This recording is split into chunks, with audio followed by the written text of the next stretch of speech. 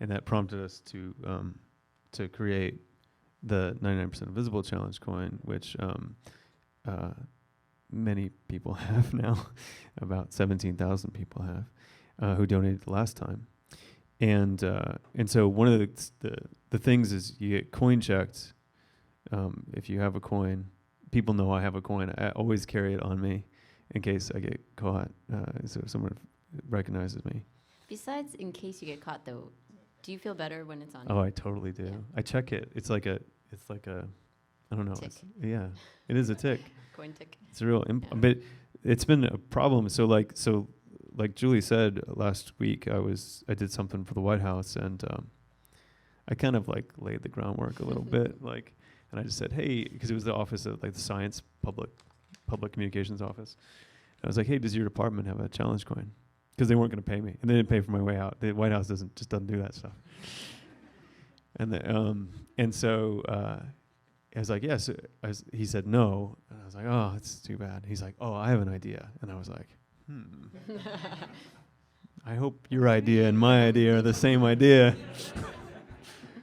And then I showed up, and then he gave me the presidential challenge coin, and also a challenge coin from Camp David, which is actually more rare than the presidential one, but it doesn't. Where's that one? It's in my bag. I love that you brought this, because I do think, I mean, we're talking a lot about audio and art and this and that, but there's something about objects that can mean so much, and having them with you means so much, and they can sort of have larger than, I mean, they become so symbolic of things. Well, I mean, it was one of the things that when I got this one, like a lot of people, I mean, people freaked the fuck out over the challenge coin last year, and it was super cool because it was meaningful to me too. But then I like really understood it when I got the President's Challenge coin, and I was like, oh yeah, I just spent a week when I didn't have time. I spent like 10 days preparing for this thing when I totally did not have time for it. Tonight, right? Yeah. Well, I mean, it was